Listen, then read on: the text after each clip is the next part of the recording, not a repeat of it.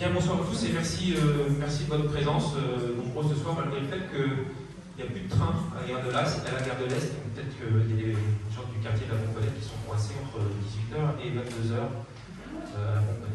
à la gare de l'Est, pardon. L'idée c'est une réunion de quartier, c'est comme ce qu'on fait habituellement. Alors je ne sais plus à combien de temps de quartier on est à peu près entre 38 et 40 réunions publiques en tout. En l'occurrence, mais voilà, l'idée c'est de vous présenter un peu l'avancée des sujets. Vous êtes évidemment très réceptifs sur la vidéoprotection. On a avec nous, mais je vais vous les présenter, on a avec nous le chef de la police plurimunicipale pluricommunale, excusez-moi, de Lagny, qui donc, on va dire, sévit sur les communes de Lagny, Torigny, Pomponne, Damar, Gouverne, hein, c'est comme ça, avec Carnotin, mais c'est pas le même d'opération. Donc voilà, Guillaume Courtois qui nous fait l'honneur d'être ici aujourd'hui, qui fait toutes les réunions de quartier pour présenter effectivement son action, puisque maintenant on a un vrai bilan. Ça fait déjà plusieurs années que on a participé à on a répondu à l'appel du maire de Lagny, Jean-Paul Michel, pour faire cette police pluricommunale en premier lieu avec Pomponne et Lagny. Et fort de ce succès, les autres, on a des bêta-testeurs, heureux bêta-testeurs, fort de ce succès, les autres municipalités nous ont rejoints, en l'occurrence Torigny et Damar. Donc il nous fera un exposé un peu de l'action. On présentera là où on est, on sait qu'on est en retard, mais on va vous présenter exactement la situation par rapport à la vidéoprotection. On parlera de différents sujets, et puis l'idée c'est aussi de vous donner la parole. Je pense que c'est important, on précisera deux, trois choses, notamment sur le transport où ça évolue aussi un petit peu. On a reçu des nouvelles aujourd'hui. Donc voilà, mais écoutez, j'ai avec moi aussi donc, Guillaume Courtois, chef de la police pluricommunale de la Torigny, Pomponne, Gouverne, Madame Fanny Billy, que vous connaissez peut-être, qui est l'adjointe à la sécurité prévention. On a Madame Audibert, alors là, pour le coup, que tout le monde connaît. Non. Et puis on a avec nous aussi Isabelle Dupré, qui est conseillère municipale, et puis on a Sandrine Martins, qui est référente aussi au commerce, aussi, qui nous prête un bon coup de main sur les animations, y compris sur les référents de Pomponne. J'en parlerai à la toute fin de l'exposé. Je vais laisser en fait Guillaume ouvrir le bal. L'idée c'est qu'effectivement il puisse répondre à vos questions, parler du dispositif, dire qu'effectivement la prévention, la sécurité c'est tout un sujet. À Pomponne, c'était même un sujet presque précurseur dans la mesure où depuis longtemps on était sur Voisins Vigilants, on en parlera aussi, qui était d'abord un réseau de citoyens, puis la mairie vigilante, on est devenu mairie vigilante, c'est-à-dire que la mairie a adhéré au système Voisins Vigilants. On en parlera aussi peut-être sur vos retours sur l'utilisation de Voisins Vigilants qui évolue. Alors en bien ou en mal, peut-être que vous me direz, mais en tout état de cause, la sécurité à Pomponne, et en particulier à Pomponne, qui est un quartier particulier, c'est une sorte de continuum de sécurité entre la vigilance de tous les voisins, ça peut être la vie du jour, avec l'outil, avec ou sans l'outil voisin vigilant et solidaire, qui est quand même très bien. Puis ensuite le relais avec la police municipale et la complétude avec les réseaux de vidéoprotection qui seront reliés au centre de supervision intercommunale de la Mission-Marne, et ça on va rentrer un peu plus dans le détail. Guillaume, je vous laisse la parole. Bonsoir. Alors effectivement, Pomponne a commencé un an avant tous les autres à mutualiser le service de police municipale avec Lagny-sur-Marne, pardon. C'est donc là la deuxième année, donc on a un petit bilan qui n'est pas négligeable.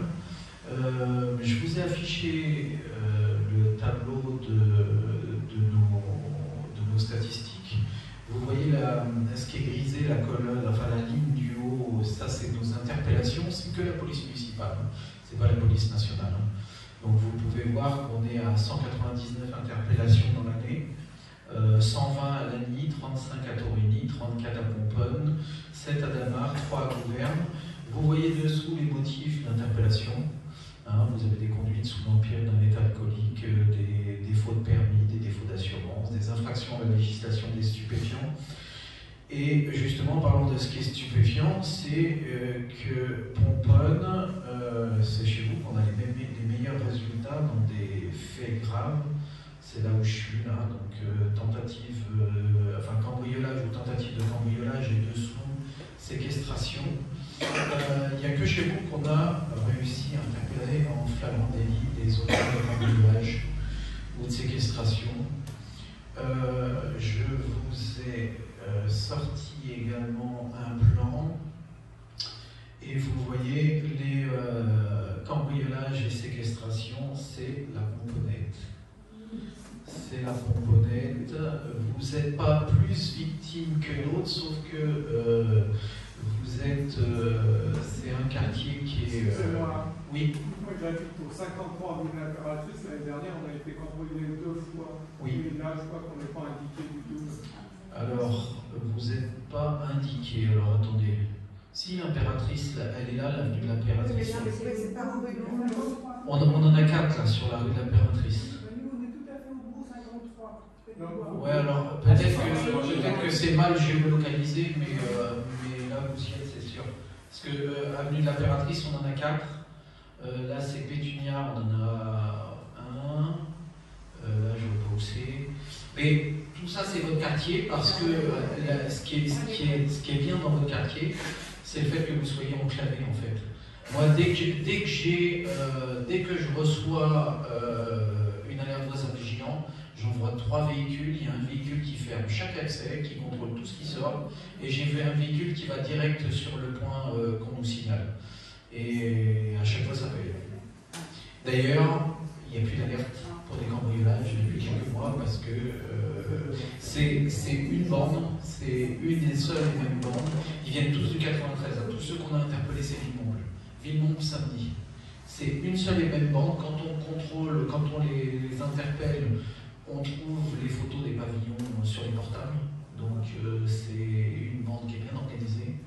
Et on trouve des photos de pavillons de Pont-au-Combourg, Roissy-en-Brie, etc. Là, on les a complètement dissuadés de venir sur le territoire. Et à Lagny, c'est quasi pareil. Parce que c'était la même bande sur le secteur gare de Lagny, là, enfin, bord de Marne, c'était la même bande. Donc chez vous, on a du très très bon résultat en termes de cambriolage. Non, mais c'est un genre de résolution de cambriolage. Vous voyez, ils sont tous là, les 5. Donc, qu'est-ce qu'on a d'autre après on voit des portes d'armes prohibées, des refus d'obtempérer, pardon, Guillaume, c'est moi. Oui, petite précision par ailleurs, parce que c'est vrai que parfois il faut se faire le raisonnement intellectuel. Ça donne l'impression qu'il y a plus de méfaits à Pomponne qu'ailleurs. Non, en fait, on a des statistiques, parce qu'il y a des gens sur place. Oui, mais vous avouerez que 2 fois dans la même année, c'est quand même... Alors, il y a des cas particuliers. Aujourd'hui, ce qu'on est en train ce qu'on a mis en place, c'est que vous avouerez que c'est qu'en essayant de mettre le maximum de présence policière qu'on arrive à dissuader les personnes de revenir. Il y a même des gens qui sont clairement identifiés. Ce que dit M. Courtois, c'est qu'en plus de ça, c'est des commandes. C'est des commandes avec des repérages par ailleurs. C'est-à-dire que c'est des gens qui sont repérés peut-être de leur activité professionnelle. Ils sont poursuivis jusqu'à chez eux pour déjà voir quel type de voiture ils ont. Enfin, ça, je ne vais pas faire l'enquête, mais c'est souvent ça. Et puis ensuite, on envoie déjà voir des mineurs dont on sait qu'ils vont être relâchés rapidement. Dont on sait en plus que vous ayez des caméras ou pas, ça n'a pas grande incidence sur eux dans la mesure où ils mettent des cagoules et ils mettent des capuches. Et des gestes déplacés au passage. Ouais. Une exploitation de la vidéoprotection a posteriori ne donnerait rien puisqu'il serait masqué. Donc là, c'est vraiment la présence policière qui fait qu'on peut interpeller. Alors cette bande-là a sévi également sur Lagny, pour la petite histoire. Nous, on les a pris en charge sur un cambriolage, on les a pris en charge parce qu'on n'a pas le droit de dire pris en chasse, jusqu'à leur cité à Villemomble. On les a suivis depuis un cambriolage chez nous à Lagny jusqu'à Villemomble, en passant par la 104, la 4. On est sorti à Noisy-le-Grand, on a fait Brie-sur-Marne, enfin on a fait tout un périple. Où ils ont réussi à abîmé nos 3 voitures, a shooté un motard de la CRS et son collègue a tiré sur la voiture. Au final, bon, ils ont abandonné le véhicule, mais ils sont tous identifiés parce qu'ils étaient tous sur écoute. Ils avaient tous leur téléphone sur écoute, et ça dû au fait qu'ils soient identifiés, notamment chez vous. Donc voilà, pour la petite histoire. Ils sont présents? Alors certains y sont, notamment ceux pour les séquestrations, parce que ça c'est des faits graves, hein, il y a eu des violences exercées, etc. C'est tous des mineurs, vous connaissez comme moi la justice des mineurs. Bon, voilà. Ils sont identifiés,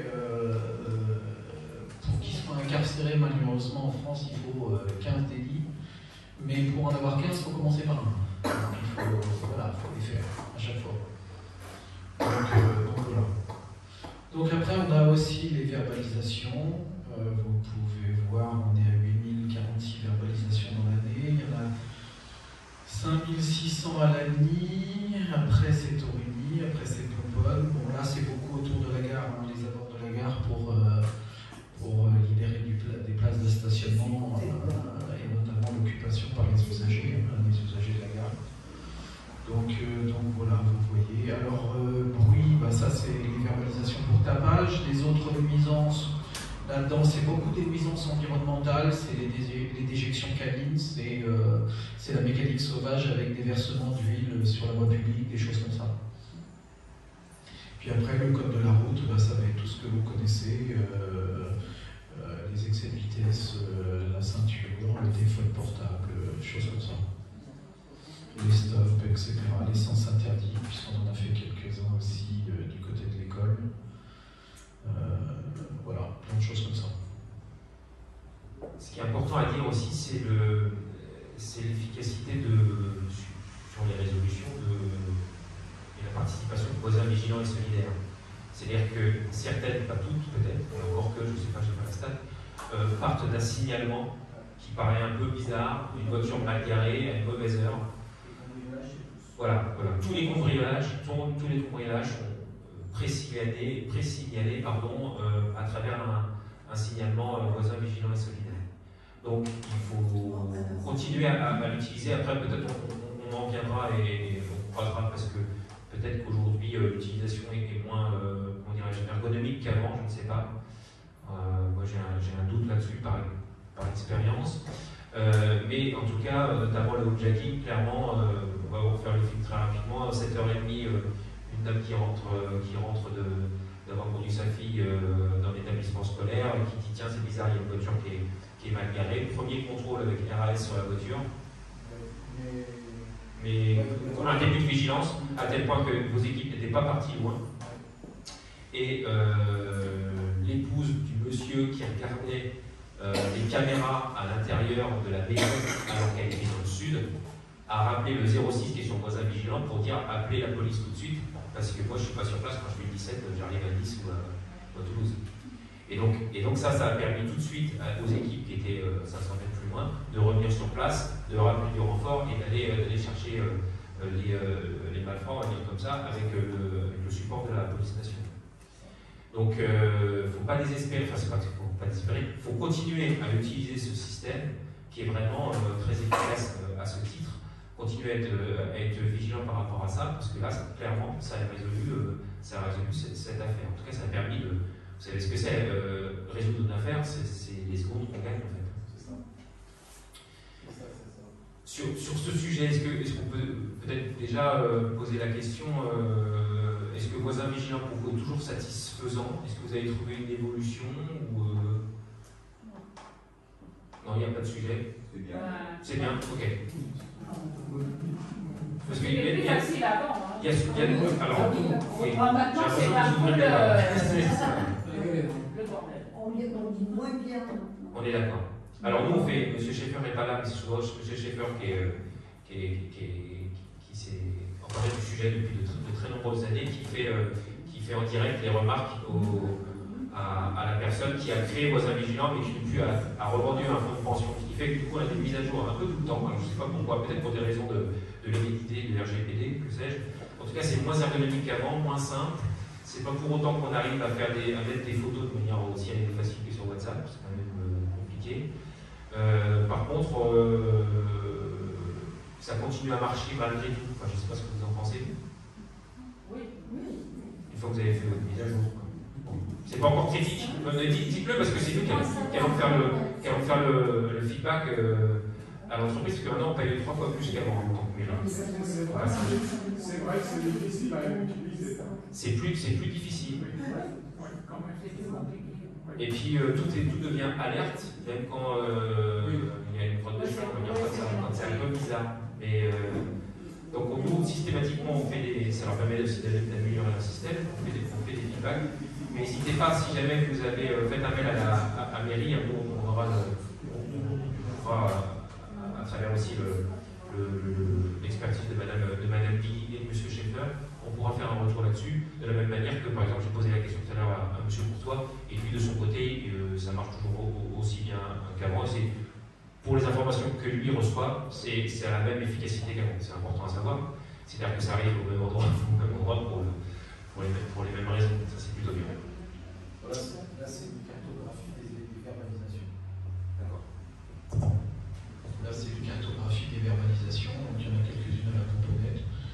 La componente, il y a des gens qui ne respectent pas les stops, l'essence interdite, les stationnements abusifs de plus de 7 jours des véhicules. Donc voilà. Les excès de vitesse. Et quelques excès de vitesse. Mais là c'est très compliqué. Nous, on a tendance à privilégier les voies de grand passage comme la rue de Paris et tout ça, pour se mettre au radar. Parce que là, il y a une voiture qui passe.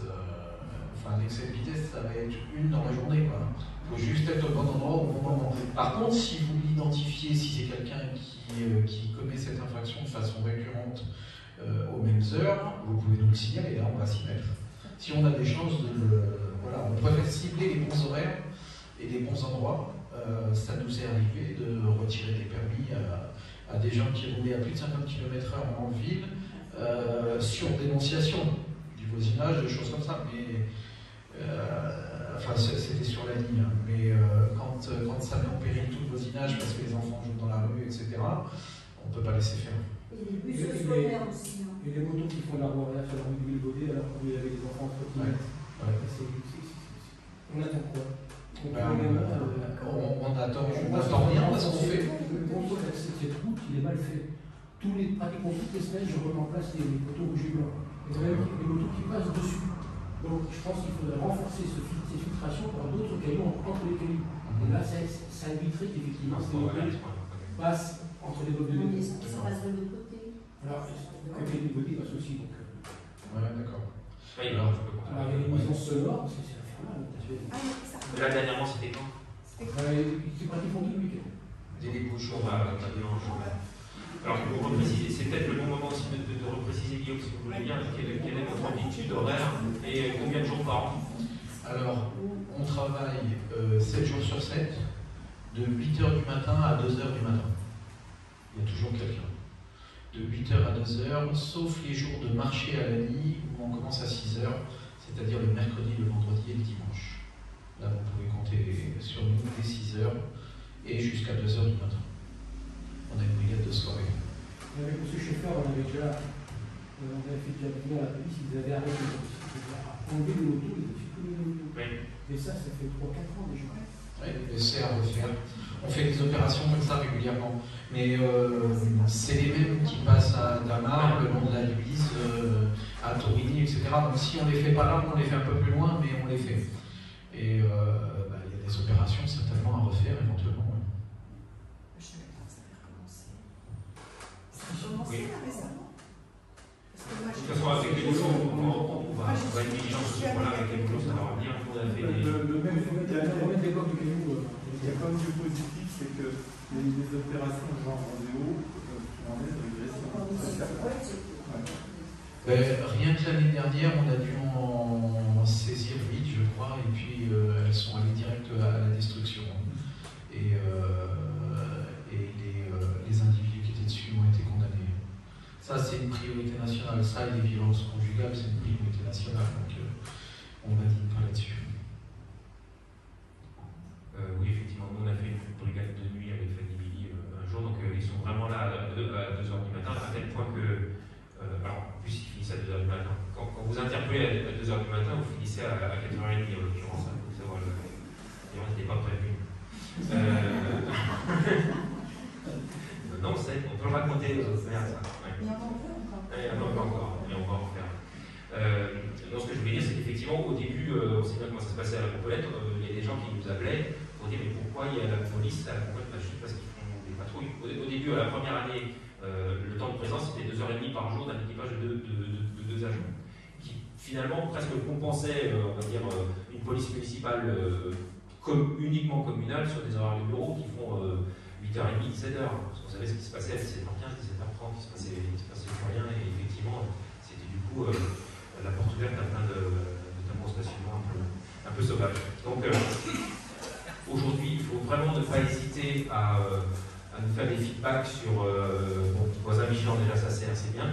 Est-ce que vous pouvez expliquer aussi, Guillaume, de quelle manière ça vous arrive sur, enfin sans aller dans les arcades et les secrets de fabrication, mais lorsque quelqu'un vous signale, déjà, je pense que ce qui est important, c'est qu'il y a un effet, avant de mettre sur voisin vigilant, il faut déjà les appeler, enfin je vous laisse faire.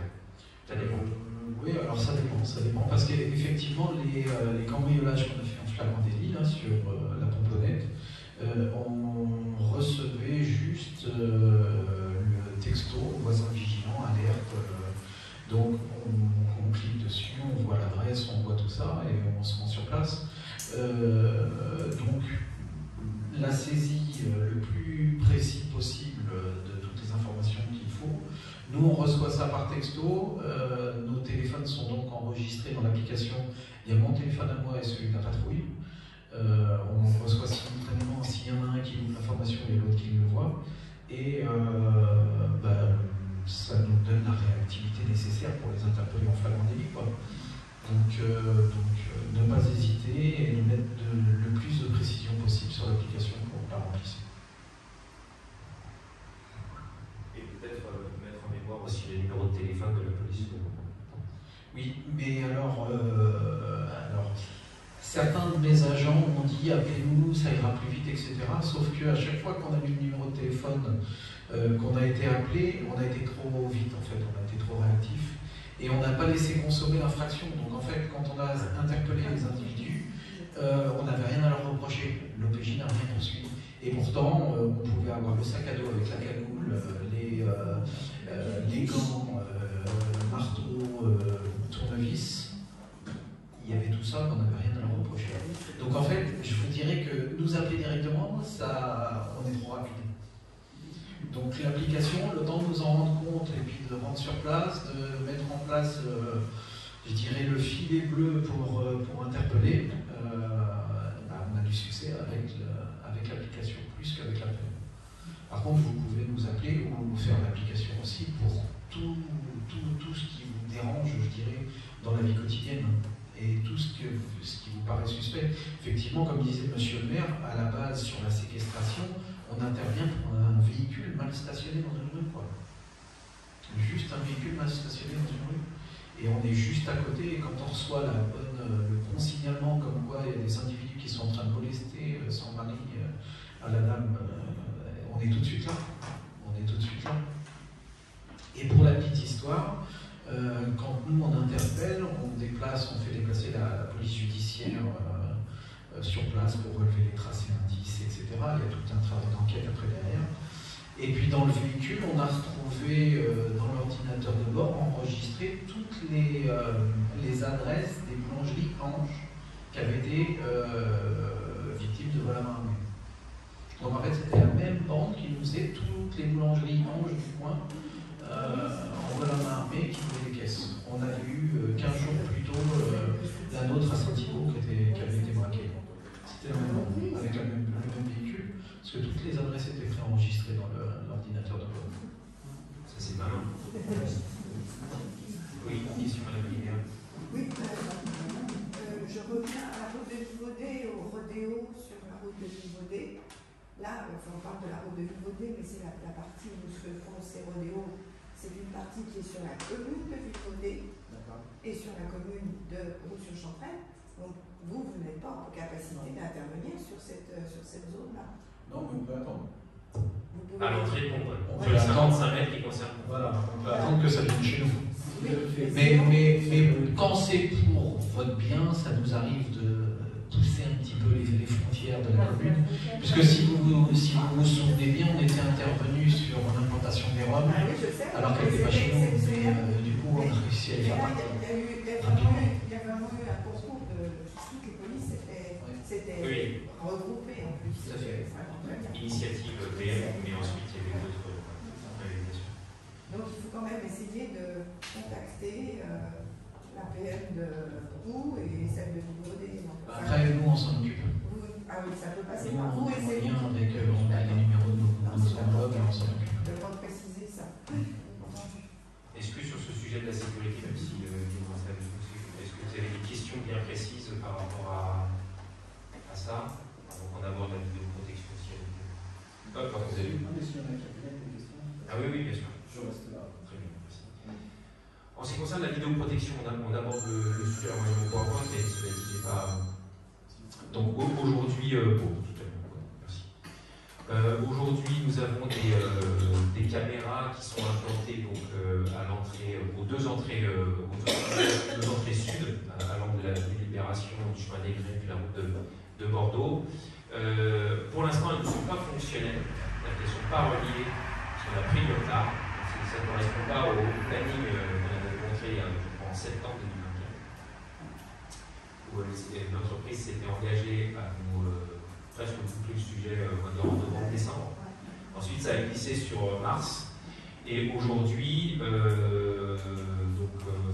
est en finalisation, puisque ces jours-ci, ils ont pu relier, je vous parlais du CSUI, donc le Centre de supervision intercommunale de Lagny-sur-Marne. Donc tout Pomponne est relié, sauf les deux caméras pour l'instant de la planète, où ils doivent acheter des routeurs, puisque la liaison sera via mobile en fait.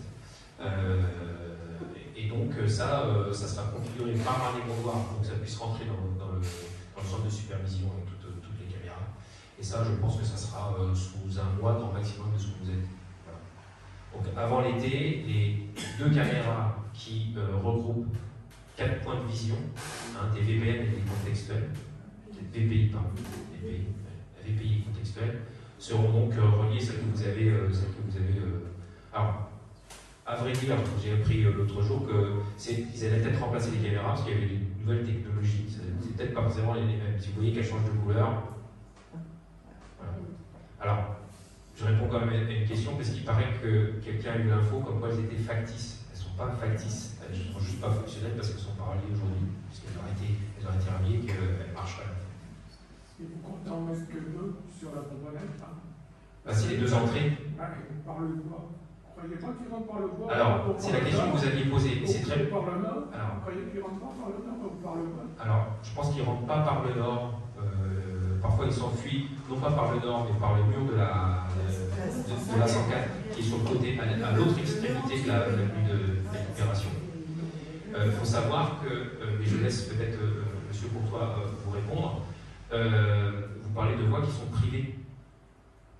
Non, c'est un bois qui appartient à vous. Non, la voie. La voie.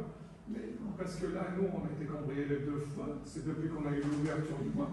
Avant, on n'avait pas de cambriolage. Il faut remonter 15 ans en arrière pour qu'on ait eu une infraction chez nous. Mais là, le coup sur coup, ils sont passés par là. Ils ne sont pas passés par là. Ils sont passés par le bois. C'est tellement facile de rejoindre la frontière. Alors, c'est par le chemin du Quai de Londres. C'est pas le chemin du Quai de Londres. Là, vous êtes sur une voie ouverte à la circulation, mais qui est une voie privée. Je parle de la voie en l'occurrence, la voie qui envoie ça, même s'ils peuvent rentrer par là. Rien ne vous en. Enfin, je ne sais pas, vous pouvez mettre une caméra vous aussi de votre propriété, mais l'AEV, on l'a questionné, il n'a aucun intérêt à venir mettre une caméra là pour défendre son bois dans l'autre sens. Ouais. Non, mais oui, ça, évidemment, il n'a pas de bien là. Donc, il a un bien forestier, enfin, des espaces naturels. Vous voyez un territoire comme Lagny-sur-Marne, la première année, on a fait, on a attendu de voir comment ça vivait et de voir l'évolution de la délinquance pour s'adapter. Là, aujourd'hui, on est à 120. Tous les ans, on en pose 20 nouvelles parce qu'on s'adapte au déplacement de la délinquance. On sait que quand on pose une caméra quelque part, on a 60% de délinquance qui s'arrête et il y en a 40% qui migrent et qui retrouvent de nouveau des camarades là où ils migrent en fait. Donc là, on va attendre de voir comment ça vit avec déjà les deux.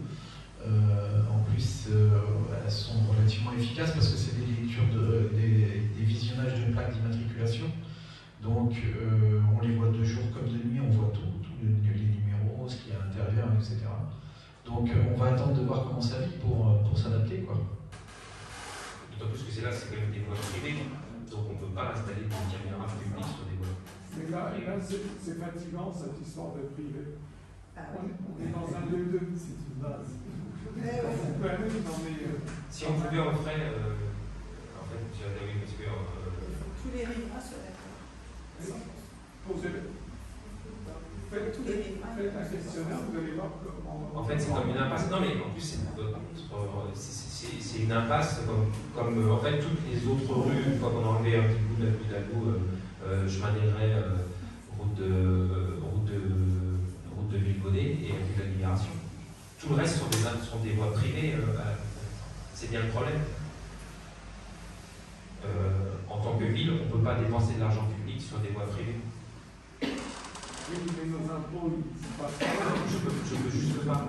C'est pas légal. Si je pouvais, je le ferais. Quel est mon intérêt de ne pas le faire? Parce que votre remarque que j'ai déjà prise, on en a déjà discuté avec M. Courtois, on a déjà posé des questions. Effectivement, on est dans l'impossibilité de faire ça légalement. Après, ça n'empêche pas de mettre des caméras si vous le souhaitez. Je précise juste que les caméras servent à continuer l'enquête, plus que d'éviter les méfaits. La personne qui a eu un hijacking, 19 caméras. 19 caméras, 2 caméras, enfin peut-être vous savez tous de qui je veux parler, en tout cas de vous présenter la maison. 19 caméras, un point de faiblesse sur ces poubelles à 7h30, les gars étaient là depuis 3h du matin. Alors, je pense au contrôle de Guillaume Courtois.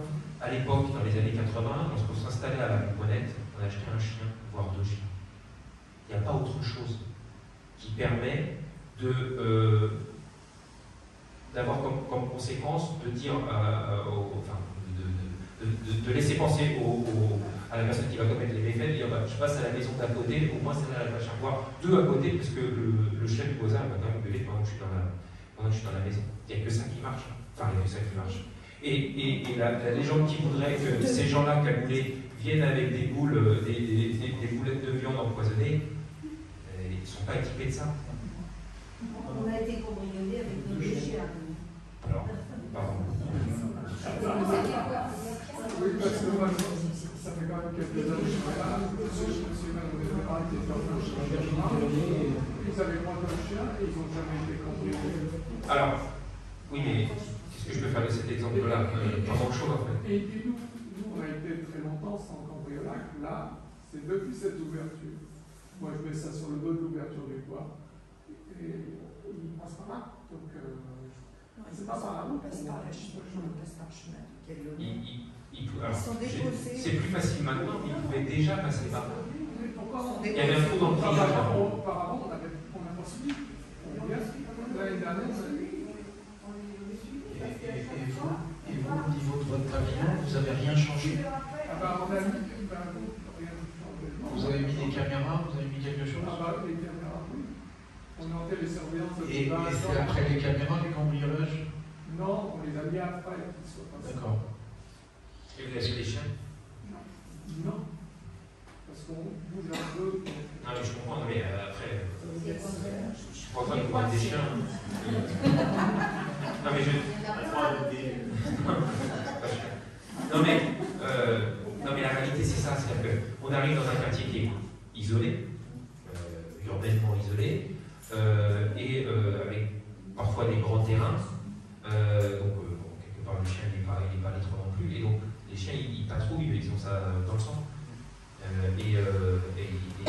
Avant, personne ne venait s'installer à la Pomponnette sans acheter un chien. Ça n'existait pas. Il y avait moins de personnes et tout le monde avait un chien à la Pomponnette. Il fallait voir les gens qui se promenaient le week-end.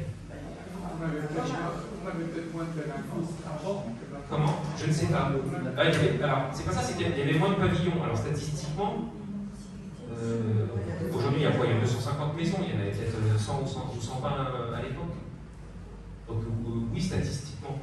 Il y avait peut-être moins de belles voitures à l'époque. C'est tout bête, hein, mais il faut voir les centaines de milliers d'euros qui passent tous les jours à la Pomponnette.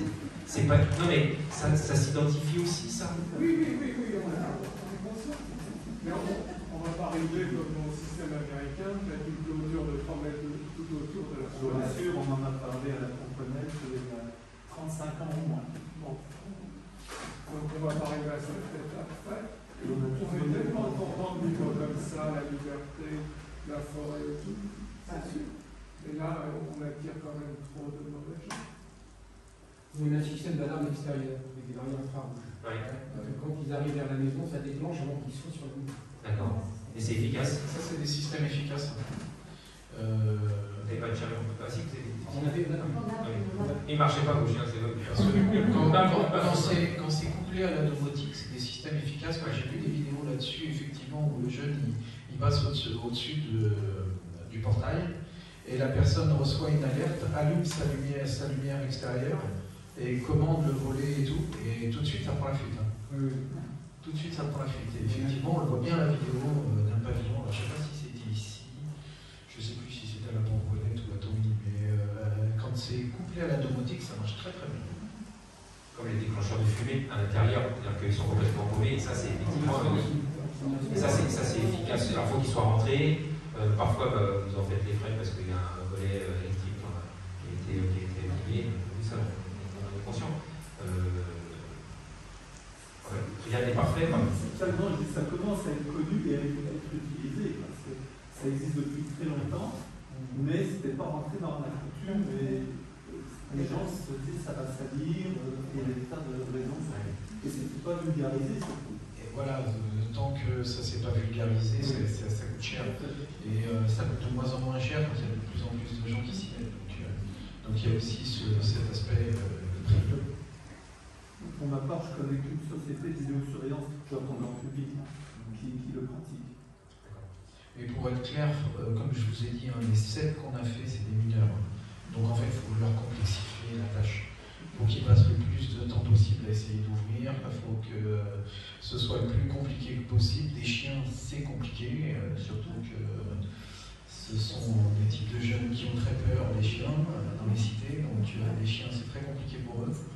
Donc voilà, il faut leur complexifier la tâche au maximum. Plus ils vont passer de temps à essayer d'ouvrir, plus ils vont se sentir en danger et plus vite ils vont partir. Sur les caméras, quand elles seront en fonction, quand elles seront fonctionnelles, vous aurez donc des caméras qui permettront d'identifier de manière automatique les plaques minéralogiques. Si ces plaques-là ont été quelque part rentrées dans une base de données comme des plaques susceptibles d'être des bons clients, on va dire comme ça, là pour le coup, en direct, la PM, le centre de supervision intercommunale sera au courant. Ça c'est important à dire aussi. Ce qui est important aussi à dire, c'est qu'avec ce centre de supervision intercommunale parce que la vigilance, ça ne s'arrête pas aux frontières de Pomponne, ni aux frontières de Torigny. C'est toute cette continuité-là qui fait qu'effectivement, et le périmètre d'intervention aussi de Guillaume Courtois et de ses équipes, c'est de pouvoir attraper quelqu'un qui aurait fait un défait un peu plus loin, ce qui était beaucoup plus difficile avant, en tout cas légalement difficile, on va dire comme ça. Est-ce que vous avez d'autres types de questions? J'ai bien pris les questions sur les voies privées, malheureusement. On peut dire aussi que certaines caméras qui prennent sur le domaine ouvert à la circulation, privé ouvert à la circulation, sont évidemment utilisées par les services d'enquête aussi pour résoudre. Oui. Donc là aussi, excusez-moi, pour le fonctionnement, on a un centre de supervision intercommunale qui est situé dans les locaux de la police municipale. D'accord? On a 4 opérateurs qui regardent les caméras. On a environ 200 caméras pour l'instant, parce qu'on a les caméras de Lagny, on a les caméras de Torigny, de Damar, de Saint-Thibon-des-Vignes, on a tout le pôle gare. On devrait avoir bientôt donc Pomponne rapidement, Gouverne par la suite. Donc là, on est à environ 200 caméras. On a un mur d'écran qui fait, ça doit faire 2 fois 7 de longueur. Et on a 4 opérateurs. Et on a également un report d'image au commissariat la nuit. Donc les policiers nationaux qui sont au commissariat de Lagny voient les images de ce qui se passe sur la voie publique également.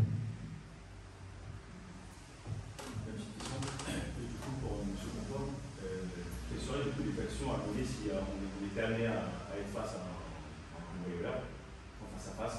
Du coup, est-ce qu'on pourrait le maintenir? Parce que les gens vont nous dire, est-ce que c'est un mythe ou une réalité? Si par exemple on garderait le cambrioleur en attendant du coup la police à arriver, ça pourrait m'affronter sur si vous saviez ce que j'envisagerais de faire chez moi, je suis en prison. Donc effectivement, avec la justice qu'on a, je ne peux pas vous dire. Les charges de défense, c'est pas... Parce que vous, dans tel cas, ça va bien se passer, le voisin, dans le même cas, il va finir en prison. Donc, c'est tellement arbitraire que, en fait, je ne suis pas en mesure de vous dire.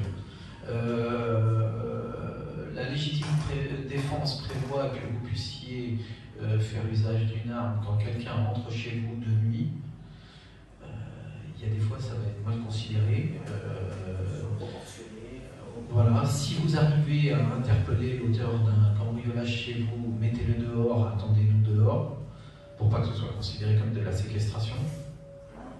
Enfin, voilà. Non, mais c'est extrêmement compliqué. Extrêmement compliqué.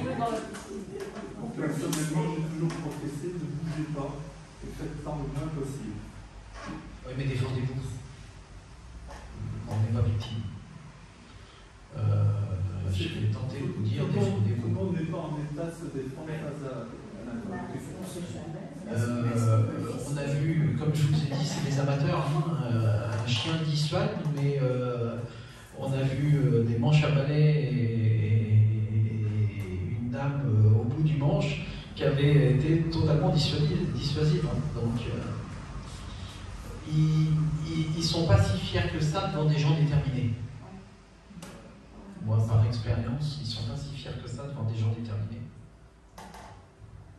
Ouais, c'est des équipes, des mandats, c'est des gros couteaux.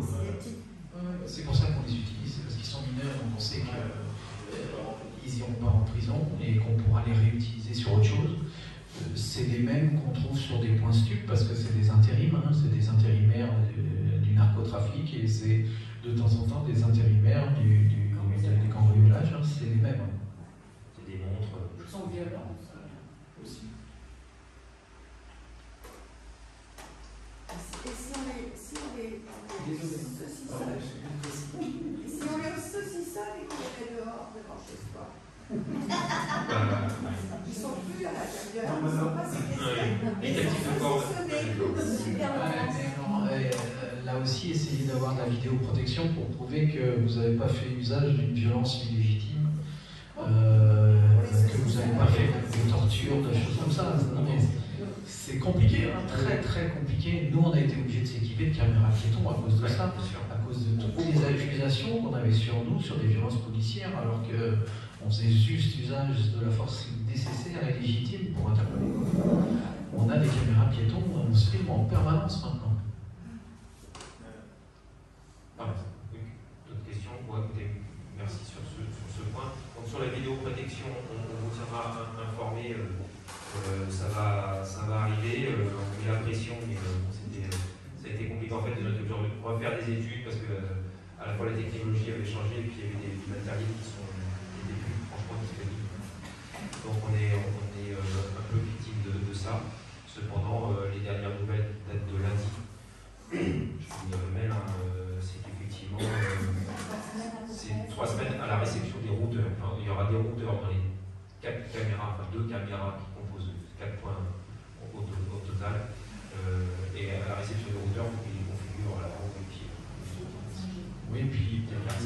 là aussi, vous avez été un peu précurseur, sauf qu'il a fallu après changer un peu de matériel pour le rendre adéquat pour le centre de supervision urbain.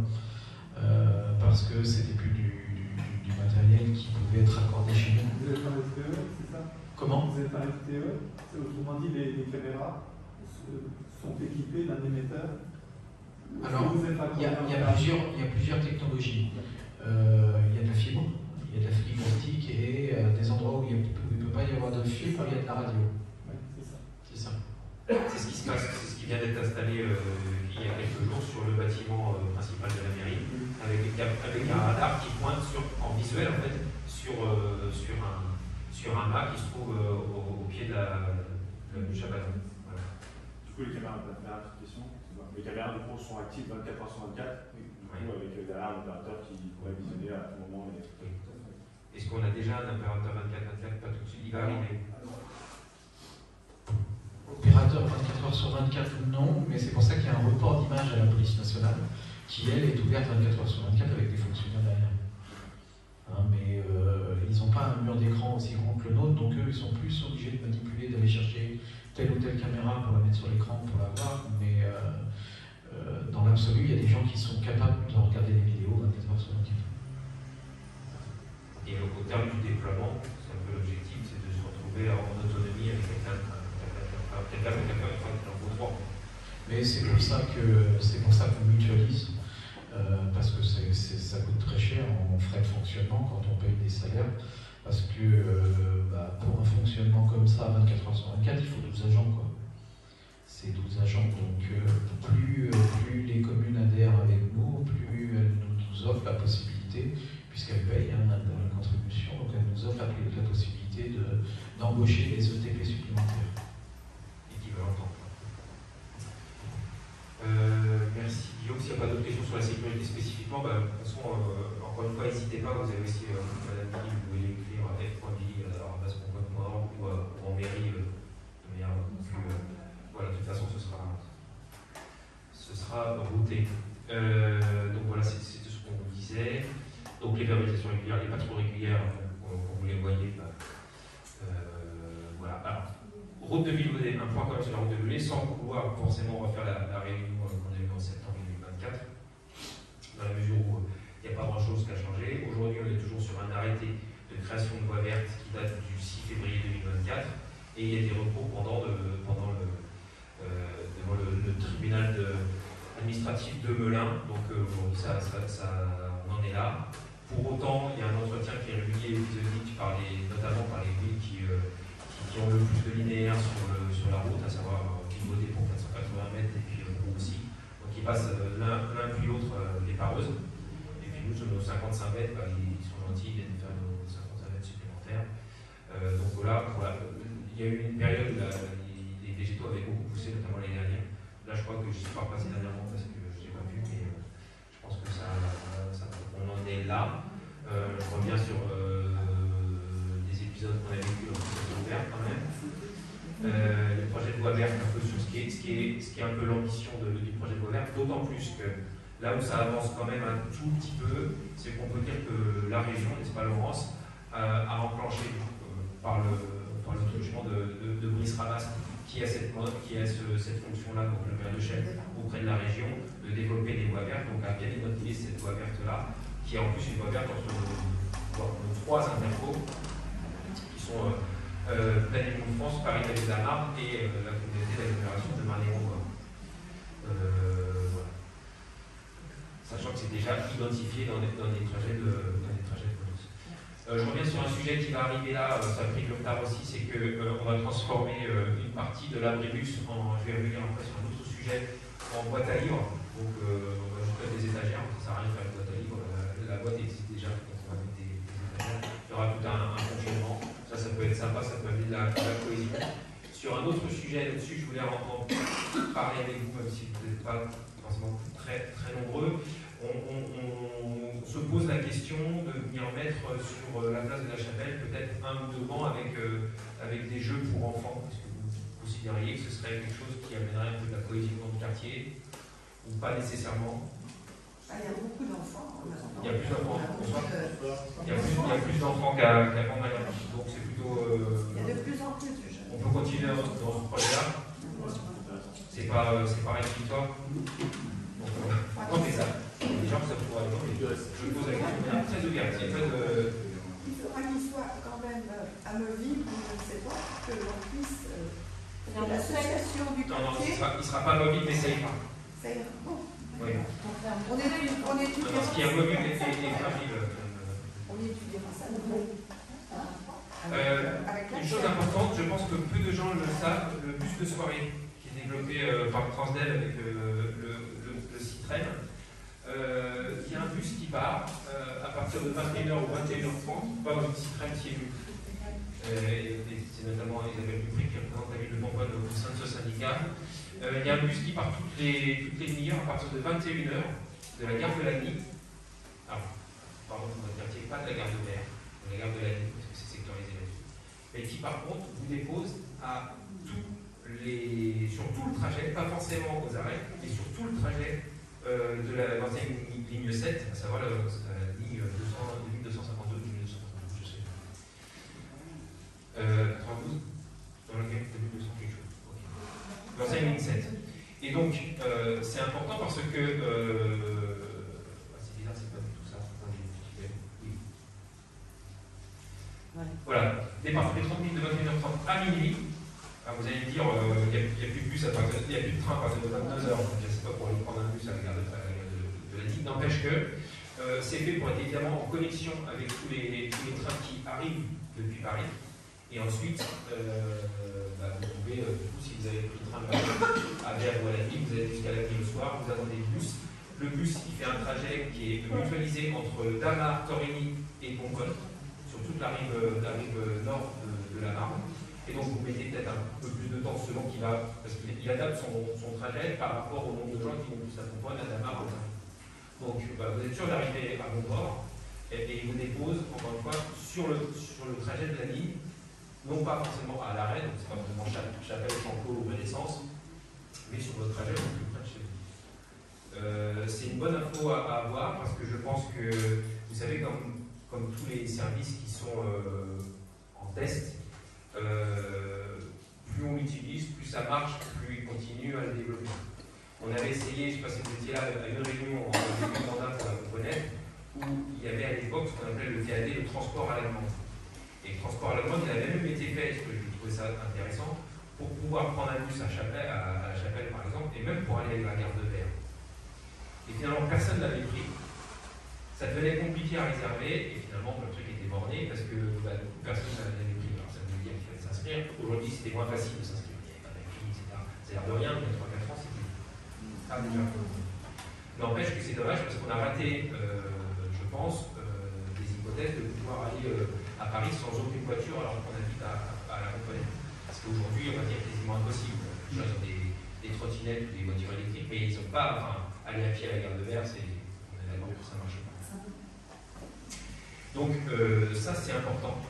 Je pense que, moi je ne l'ai pas expérimenté, parce qu'encore une fois, à 22h, il n'y a pas de train, donc on prend le bus, c'est très compliqué. Mais je pense que c'est bien, notamment pour nos jeunes qui rentrent tard le soir, parfois ils n'ont pas. Au moins, là on est sûr, c'est sécurisé, il y a tous les trajets de la gare de Lagny en faisant tout le tour à la fois des Cornouillers, vous pouvez même passer d'un point à l'autre, non, c'est uniquement depuis la gare jusqu'à ici. Voilà, donc n'hésitez pas à aller sur le site du CIEMU Île-de-France Mobilité. Un point sur, je reviens un peu en arrière, un point sur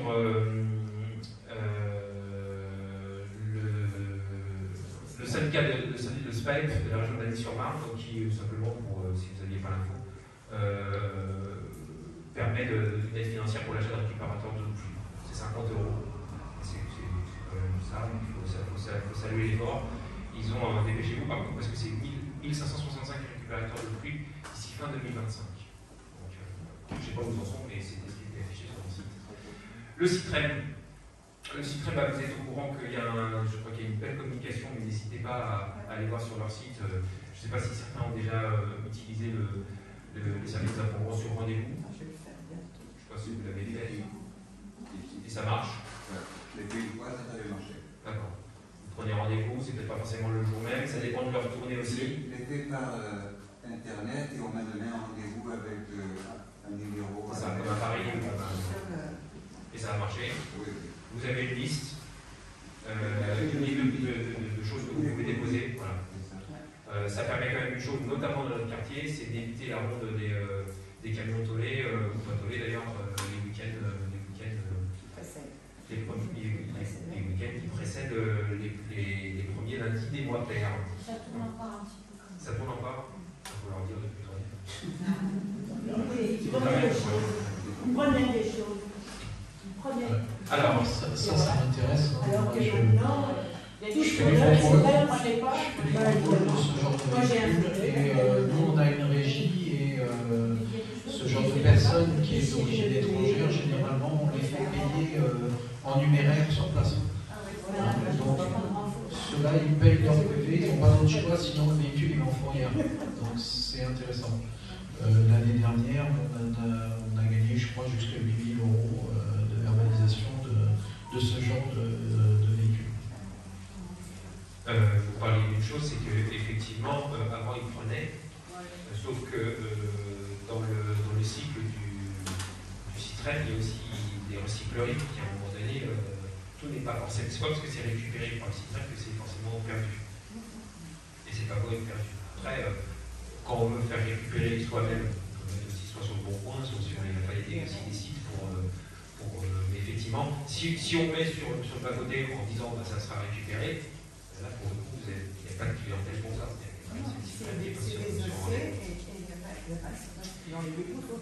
Donc bah, si vous, de toute façon encore une fois, vous allez, pour le coup c'est très bien fait, vous allez au Citroën, et puis vous allez sur le site du Citroën et c'est clairement identifié. Bon là j'ai mis la liste, mais vous l'aurez aussi, les déchets refusés, bah, c'est les déchets. Finalement il n'y a pas de changement par rapport au fonctionnement. Il y a quand même de nouvelles règles aux déchetteries pour ceux qui vous parlent, bien sûr. Les déchets verts, les gravats, tout ce qui est déchets de chantier. D'accord. Pièces de véhicule.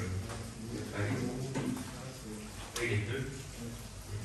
Quand les pneus, on met ses déchets, et que c'est d'autres personnes qui viennent mettre des pneus devant chez vous, vous faites comment? Voilà, c'est ce qui se passe. Mais c'était la même chose avant quand il récupérait pas les pneus. C'est ce qui se passe. On met son tas, et puis les autres personnes viennent mettre des choses avec. Ça fait plus les X mètres cubes qui sont mais par contre, on identifie. Alors, le problème c'est que avant il y avait ça parce qu'on savait que le lundi, on pouvait aller baigner chez son voisin. Maintenant, il n'y a plus de lundi. Donc, il faut vraiment être à l'affût du voisin qui va mettre avec son numéro avec enlèvement sur encombrement. Après, ce qui se passe aussi, c'est qu'on a des services techniques qui, à la fin, vont quand même chercher les pneus qui sont là depuis trop longtemps, ils y vont. Hein. On a des pneus, toutes les bêtes sont remplies de pneus que finalement on va chercher parce qu'il faut bien les chercher. Vous arrivez à savoir ce que représente le tubac quand on remet? Vous faites vous racontez votre truc. Ah, mais j'ai un lampadaire, un lit, 50. Ah, le tubage? Bah oui, je suis désolée. J'ai dit ce spécifique. Vous avez Madame Hibert avec la C'est ça, ce que ça représente le tubage. Écoute, ça marche très bien à Paris, à Chelles, n'importe où. Transition toute trouvée. Et donc, du coup, si vous n'arrivez pas à calculer votre tubage, les déchetteries, il y a des nouvelles règles pour aller en déchetterie. Donc, maintenant, vous avez le droit non plus à un nombre de. Vous avez un nombre d'unités qui correspond à. Enfin, vous irez sur le site, je ne suis pas du Citroën, mais il y a 60 passages de 0,5 m3 de déchets qui sont possibles par an. Donc, si vous faites. Et donc, c'est cumulable aussi. Voilà. Donc, c'est des nouvelles règles qui sont plus équitables. C'est ça, Madame Hibert? C'est tout à fait ça. Bon. Parce que c'est Madame Hibert qui est vice-présidente en charge des déchetteries au Citroën. Quand je me suis mis sur le site, on avait le droit qu'à 15 passages par an. Ouais, et maintenant Et là, c'est 26 alors? Ouais. Alors, oui, 26 passages. Alors, apparemment, c'était pas 15, c'était déjà 26, c'est déjà passé à 26, mais maintenant, c'est le système d'unités, c'est 60 unités de passage par an. Parce qu'il y a des personnes qui ont deux sacs de feuilles, par exemple. Donc ça fait même pas un demi-mètre cube de déchets. On avait un record, on avait quelqu'un qui passait plus de 2 fois par semaine à la déchetterie pour... 89 fois 89 fois. dans une année. Bon. Et pour le coup, c'est pas écologique pour personne. Les sacs de feuilles. Mais bon, enfin, c'est bien. Ça, je vous en ai parlé. Le SMILE, c'est ce dont je vous parlais aussi. Une info beaucoup plus générale, ça c'est aussi tout ce qu'on fait aussi sur les récrés de compote. Les récrés de compote, c'est des animations, c'est une fois par mois, c'est majoritairement le dimanche, mais c'est aussi le samedi. Vous rentrez, c'est dans les salles Simorao, les salles 3-4. On peut faire du ping-pong, des jeux de société, on peut venir parler, pousser la porte, et des concours de Switch. C'est toujours intéressant, ce serait bien accueilli. C'est évidemment intergénérationnel, donc ça on vous encourage à venir. C'est toujours un dimanche après-midi qui est agréable, avec les petits-enfants, même s'ils ne sont pas de Pomponne, Madame Mathieu. Oui. Vous êtes de Pomponne. Oui. Vous pouvez venir avec des gens en dehors du périmètre de la ville. Vous avez aussi, alors l'Assemblée des sages elle est déjà mise en place, mais l'Assemblée des sages, ça dit son nom en fait, c'est des gens qui veulent s'investir en delà de toute attitude partisane, j'ai envie de dire, pour trouver des sujets sur Pomponne. Là par exemple, c'est eux qui vont trouver le nouveau nom de groupe scolaire qui sera baptisé très prochainement. C'était intéressant, donc ils sont allés chercher un peu, ils ont débattu, ça a été choisi en conseil municipal, ils ont fait des propositions. Donc le prochain groupe scolaire, pour ceux qui ont gagné le conseil municipal, s'appellera Madame Marie Duré, puisqu'elle a été bienfaitrice au château jusqu'aux années 42. Elle a fait beaucoup pour Pomponne et puis les soldats notamment de la guerre. Donc voilà, n'hésitez pas. Il y a aussi des sorties intergénérationnelles qui sont pour l'instant en tout cas sous l'égide du CCAS, du Centre communal d'action sociale. Voilà, ils sont partis à Boulogne-sur-Mer pour voir le bel aquarium, et puis à Berck aussi pour voir les cerfs. Voilà, donc c'était vraiment très intéressant. Encore une fois, on travaille sur la cohésion. Dernièrement, il y a eu aussi un forum sur la sécurité qui était très intéressant au stade des Arcades. Voilà, donc il y aura la musique à la fête de Pomponne le 21 juin aussi. Et bien voilà, je crois que j'ai rien oublié sur les sujets. Maintenant, si vous avez des questions, évidemment, on est disposé à essayer d'y répondre. Mais on a abordé quand même pas. À l'entrée de la plantation, il y a eu à l'entrée de la reconnaître, il y a eu des plantations qui ont été effectuées. Oui, sur le C05, oui, absolument. C'est pas très sympa, c'est qu'il en manque. Alors, c'est pas encore poussé. En fait, ça va. Mais même il manque quand même pas mal de trous. Alors, on va voir comment on peut les agrémenter, mais n'empêche que vous savez comment c'est que les plantations, quand on fait des haies, au tout début d'une haie, il faut laisser l'espace pour qu'elle puisse prendre. Alors, il y a beaucoup de trous parce que c'est pas souvent. Alors, j'ai compris votre question et je prends le point, j'ai pas de. Bien sûr. Cependant, il y a des essences qui sont plus ou moins faibles développement. Et c'était prévu comme ça. En fait, c'est un professionnel qui est venu nous mettre ça.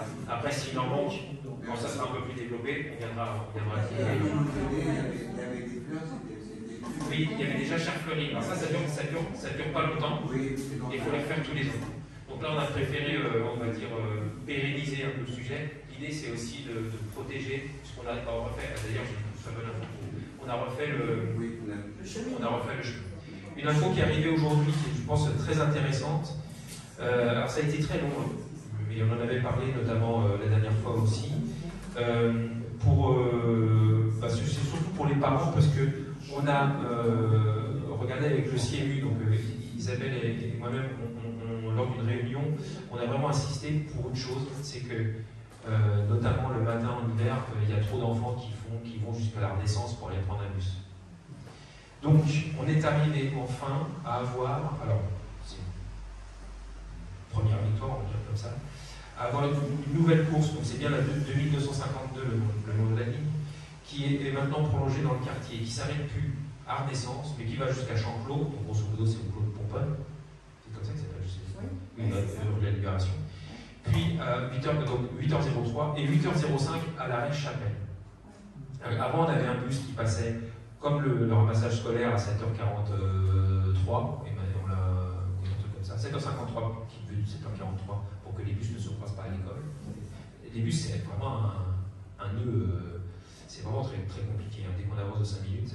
Et donc c'est quand même très bien, parce que maintenant, donc, le bus, il n'y avait qu'un seul bus, maintenant il y a 2 bus le matin qui vont pouvoir passer jusqu'à la Chapelle. 8h05. Donc moi je trouve ça très bien. Parce que, non mais c'est vrai, c'est-à-dire que les enfants, et on est en train de travailler sur un 3e bus qui pourrait faire profiter les enfants qui ont la rentrée tardive au collège ou au lycée, vers 9h, vous savez, qui ne font pas la première heure. Il se trouve que statistiquement il y en a beaucoup moins, donc évidemment le syndicat, le kérosène considère que c'est pas encore, il faudrait qu'on démontre que vraiment il y a un peu de tension sur ce sujet-là. Et je pense que pour les enfants, certains des enfants jeunes, et ils vont grandir, d'un, de voir la première info, ils vont grandir vite, et 2, je pense que ça sera pas mal pour eux de pouvoir se rendre, sachant que c'est quand même une ligne régulière. C'est pas un ramassage scolaire, c'est la ligne régulière qui va jusqu'au collège, jusqu'à la gare de Lagny pour faire la correspondance avec le collège. Donc ça marche aussi pour les gens qui ont envie d'aller même à la mairie. Donc il y aura un 2e passage qui passera donc Champlon et Chapelle. Moi je suis très satisfait parce que pour tout vous dire, je croyais qu'on allait attendre encore un peu quelques mois voire années pour voir cette première progression. L'idée c'est effectivement de l'utiliser pour montrer qu'on est à la Pompelette un client de ça aussi. En fait, bien souvent les gens qui notamment emménagent à la Pompelette, qui viennent de Paris, ne se rendent pas compte qu'il faut acheter une 2e voiture quand ils sont 2, quoi. C'est bête que ça. Et donc si on peut alléger un tout petit peu, parce que ça correspondrait avec des horaires, à la fois avec le bus de nuit, des horaires qui permettent d'aller à la gare de Lagny. Après, je pense que le stade ultime, ce serait de développer une ligne qui irait un tout petit peu sur Vert, parce que c'est franchement la ligne directe pour nous, y compris pour les gens qui habitent au 69 rue de Paris, finalement, qui iraient sur Vert aussi. Ils vont plus vite aller chercher un train qui part à Paris, gagner un quart d'heure. Bon, donc ça, on n'est pas dans le même bassin, c'est pas le même interco, c'est tout un truc.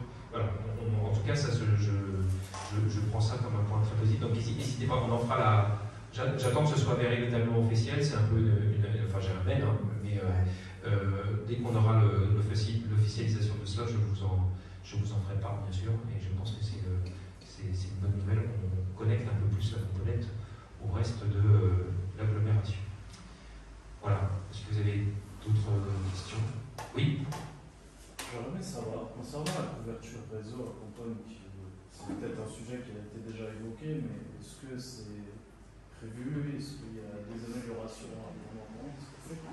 Alors, concernant on avait fait à une époque une demande et on avait une réponse auprès uniquement d'Orange pour mettre une antenne, alors en plein milieu de la Chapelle. Après, pas forcément dans le quartier, je alors, suppose que ça vous pose problème. Alors, je reviens un tout petit peu en arrière aussi. Au tout début, on nous avait dit qu'il y avait une technologie qui permettait, il y avait une filière de RTE, c'est RTE, c'est ça, une filiale de RTE qui permettait d'utiliser le poteau de ligne de tension pour pouvoir mettre des antennes. C'est plutôt intelligent. Apparemment, cette technologie ne peut pas s'appliquer à Pomponne. Je ne sais pas pourquoi. Peut-être parce que les lignes de tension sont trop importantes, parce que c'est du 250 000 volts. Il y a deux de 250 et deux de 400. C'est ça, 400. Donc c'est peut-être pour ça qu'il y a peut-être des parasites là-dessus. Donc cette solution-là qui peut exister par ailleurs dans d'autres endroits en France n'a pas pu être trouvée ici. Il y a une solution avec un seul opérateur qui faisait un mât de 12 mètres avec un bloc transfo qui a été exposé, je crois, lors d'une réunion, mais que pour Orange. Ce qui ressort des études des couvertures, et notamment ça nous intéresse aussi pour les, vous l'avez compris, pour les caméras. Les caméras, par exemple, ont des puces multi-opérateurs et ont l'air de se servir que de l'opérateur Bouygues, qui se trouve sur la ligne de la LGV. Alors, donc, on sait que les couvertures ne sont pas... Non, c'est pas ça? Oui. Donc effectivement, il y a des gens qui sont je ne sais pas chez quel souscripteur vous êtes, donc c'est vrai que la couverture n'est pas totalement égale. Il y a quand même un déploiement qui est meilleur. Ensuite, il y a évidemment les technologies d'avoir le téléphone via le Wi-Fi. Et bon, c'est à l'intérieur de son destination. Alors, quand il marche le Wi-Fi, oui, ça c'est pareil. Ça c'est, j'ai envie de dire, c'est national, départemental. Et on a le sujet sur Pomponne, effectivement, avec notamment les armoires en fibre.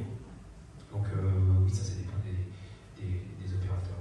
Pour la couverture aujourd'hui, enfin, je sais pas. Est-ce que vous avez des problématiques de couverture chez qui? Ça Chez oui, les SMS ne partent pas. Ah ouais. Alors moi j'ai Bouygues, ça passe. Je sais pas que ça passe pas. Mais on entend comme ça. Mais non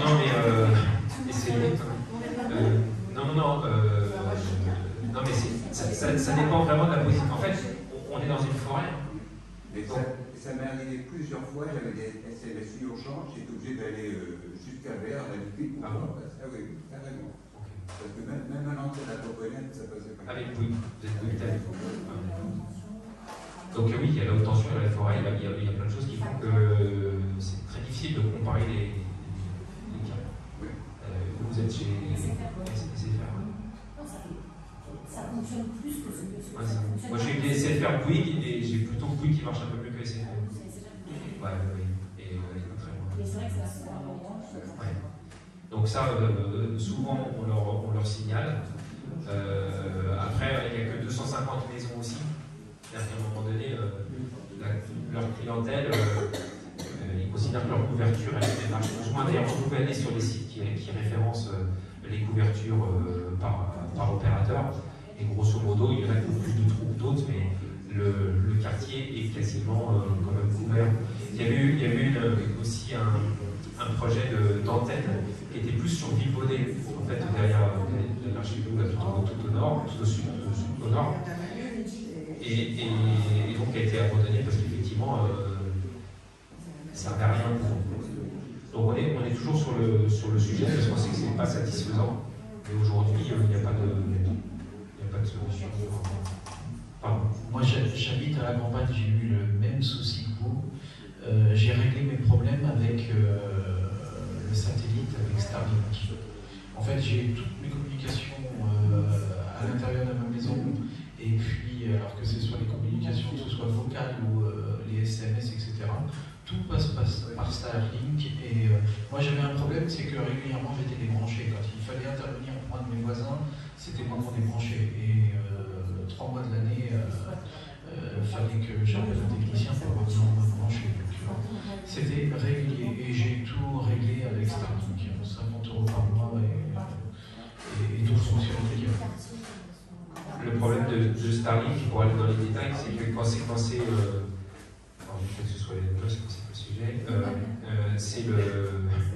c'est le temps de réponse du satellite. C'est-à-dire que quand on joue par exemple en réseau, vous ne pouvez pas jouer en réseau par satellite.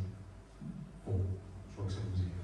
Moi non plus. Non mais c'est important parce que si vous avez des enfants qui sont habitués même à la DSL pourrie, j'ai envie de dire, là ils auront ce qu'ils appellent le ping qui sera pour tout le reste, en l'occurrence pour les et en plus pour un prix qui est exactement la même chose que la fibre, on est sur 40-45 €. Et effectivement, vous êtes installé aussi. Alors, il y aura quand même à la Pomponette le sujet des arbres aussi, parce qu'il faut quand même viser un satellite. Vous êtes en race campagne, vous n'avez pas d'arbres. Bah, voilà. Ah si, pardon.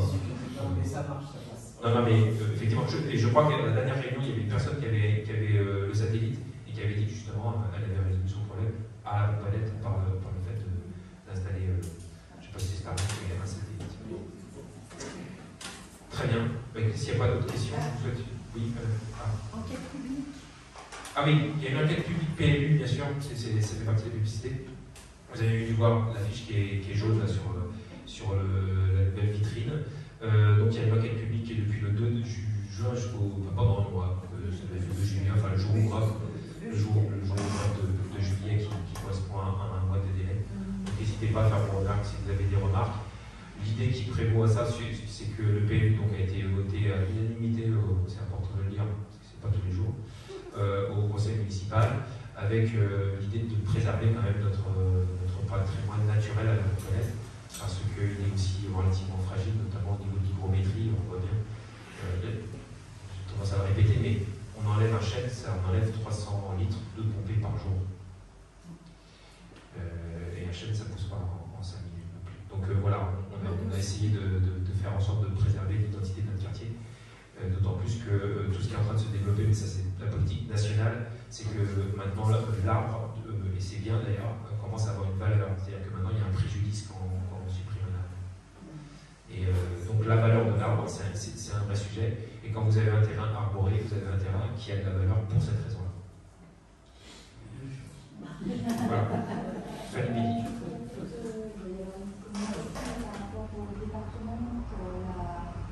Pardon, absolument. Excusez-moi, bien sûr, très important. À partir du 14 juillet jusqu'au début août, ça devait durer 2 semaines, ou un peu plus de 2 semaines, il va y avoir l'aménagement de l'entrée ouest de Pomponne. Ils ont commencé déjà. Ils vont réduire la largeur pour que les gens arrivent moins vite dans Pomponne, dans la rue de Paris, qui finit devant ici. Donc ça va durer 15 jours, qui vont obliger nous, habitants de la Pomponnette, à faire tout un détour pour arriver jusqu'à la mairie, par exemple. Donc ça sera évidemment pendant la période la plus creuse de l'année, 14 juillet, 1er août. Et il y aura alors, vous avez eu la réunion ce matin, hier, et il n'y aura pas de bus. Alors ça fout tout par terre, vous l'exposez tout à l'heure. Les bus vont s'arrêter au niveau de l'église. D'accord, oui. Donc ça nous concerne peu, mais effectivement il n'y aura plus de connexion par les bus non plus. Bon, entre le 14 juillet. On va passer par où? Eh bien par la voie rapide, la francilienne et puis la Léon-Blany. Une dizaine de jours. Il y a deux bonnes semaines, et 2 dernières 15 jours. Les dossiers sont consultables. Oui, pour le bus, il y a une enquête publique dans le dossier sur le Et le commissaire enquêteur sera présent le 12. Vous regardez sur le site. Donc, je vous invite à regarder sur le site pour ceux qui sont intéressés par la sur le site. Donc oui, merci d'avoir précisé ça. Donc, mais ce sera, enfin, vous aurez l'info bien sûr, et y compris le chemin qu'il faut parcourir pour arriver. Précision importante. Si vous n'avez pas d'autres questions, je vous remercie. Je vous souhaite une bonne soirée. Merci à tous. Merci. Au revoir.